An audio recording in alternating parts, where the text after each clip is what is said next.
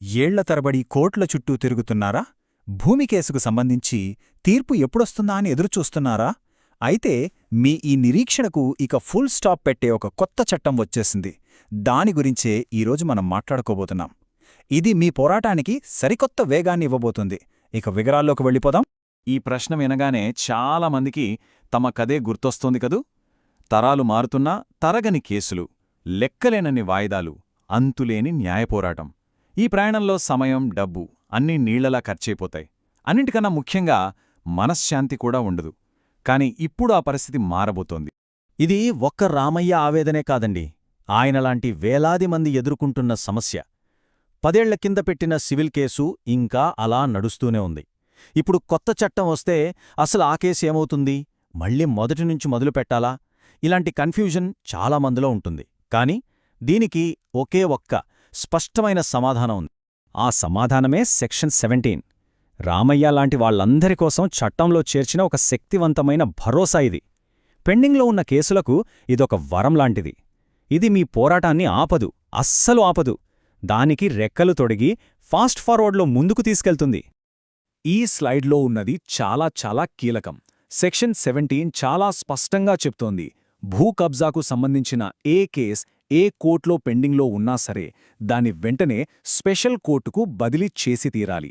ఇక్కడ మనం గమనించాల్సిన ఒకే ఒక పదం తప్పనిసరి బదిలీ. అంటే ఇది ఆప్షన్ కాదు, ఆర్డర్. చేసి తీరాల్సిందే. అయితే ఈ బదిలీ ప్రక్రియలో ఒక మంచి విషయం, మనం తీసుకోవాల్సిన ఒక చిన్న జాగ్రత్త ఉన్నాయి.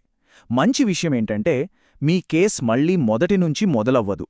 ఎక్కడ ఆగిందో సరిగ్గా అక్కడినుంచే స్పెషల్ కోర్టులో ఫాస్ట్గా విచారణ కొనసాగుతుంది.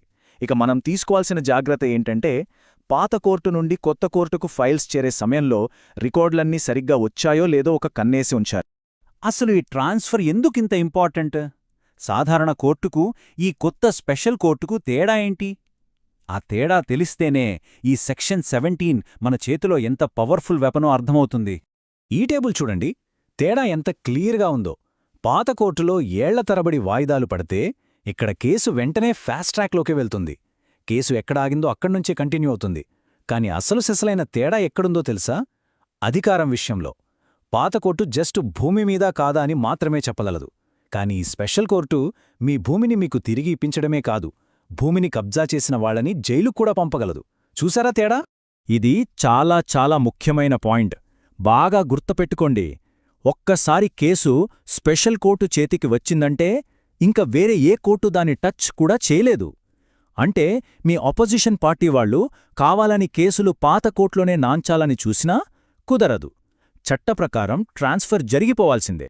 సరే, చట్టం మనకు ఒక దారి చూపించింది. మరి ఆ దారిలో మనం ఎలా నడవాలి? పాత కేసును స్పెషల్ కోర్టుకు మార్పించడానికి ఏం చేయాలో ఇప్పుడొక క్లియర్ ప్లాన్ చూద్దాం. ఇది మీ యాక్షన్ ప్లాన్. మొదటి పని, మీ లాయర్తో మాట్లాడి, సార్, కొత్త చట్టం వచ్చింది కదా, సెక్షన్ 17 ప్రకారం మన కేసును స్పెషల్ కోర్టుకు ట్రాన్స్ఫర్ చేయమని మెమో ఫైల్ చెయ్యండి అని చెప్పాలి. స్టెప్ 2, ఆ ఫైల్ నిజంగానే స్పెషల్ కోర్టుకు చేరిందా లేదా అని ఒకసారి చెక్ చేసుకోవాలి. ఇక మూడోది, ఫైనల్ స్టెప్, బదిలీ అయిపోగానే విచారణ ఫాస్ట్గా చెయ్యమని ఇంకో పిటిషన్ వెయ్యాలి. అంతే. ఇక్కడే అసలు సమస్య వస్తోంది. మనందరికీ తెలిసిన విషయమే కదా, ఆఫీసుల్లో ఫైల్ దొరకట్లేదు, టైం పడుతుంది అని సాకులు చెబుతుంటారు. మరప్పుడు ఏం చెయ్యాలి? టెన్షన్ పడద్దు, దీనికి కూడా ఒక సొల్యూషన్ ఉంది. ఈ మాటను చాలా ధైర్యంగా గట్టిగా చెప్పండి. చూడండి, సెక్షన్ 17 ప్రకారం పెండింగ్ కేసులు వెంటనే బదిలీ అవ్వాలి.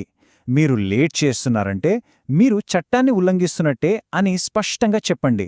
మీ రైట్ మీకు తెలిసినప్పుడు ఎవరూ మిమ్మల్ని పక్కదారి పట్టించలేరు.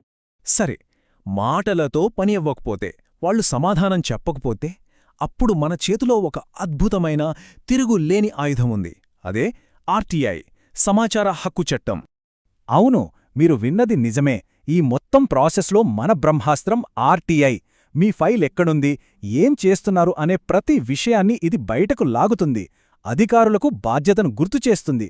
మరి దీన్ని ఎలా వాడాలో చూద్దామా? చాలా సింపుల్. జిల్లా కోర్టు పబ్లిక్ ఇన్ఫర్మేషన్ ఆఫీసర్కు, అంటే PIOకి ఒక అప్లికేషన్ పెట్టాలి. అందులో ఈ 3 ప్రశ్నలు అడగండి చాలు. 1. నా కేసు ఫలానా నంబరు, ఇది స్పెషల్ కోర్టుకు ట్రాన్స్ఫర్ అయ్యిందా? 2. అయ్యుంటే ఏ తారీఖున అయ్యింది? 3. ఆ ఫైల్ పంపిన డిస్పాచ్ నంబర్ ఏంటి? అంతే. ఈ 3 ప్రశ్నలకు సమాధానం మీ చేతిలో ఉందంటే ఏ ఆఫీసర్ కూడా ఫైల్ మిస్ అయ్యిందని చెప్పే ధైర్యం చేయలేరు. చూశారుగదా, ఇంక పాత కేసుల గురించి దిగులు పడాల్సిన పనేలేదు. ఈ సెక్షన్ 17 అనేది మీ ఏళ్లనాటి పోరాటానికి ఒక కొత్త ఊపిరిలాంటిది. ఇప్పటిదాకా నత్తనడకన నడిచిన మీ కేసు ఇకపై బుల్లెట్ ట్రైన్లా దూసుకెళ్తుంది. సో ఈ సమాచారాన్ని వాడుకోండి, మీ హక్కు కోసం నిలబడండి, విజయం సాధించండి.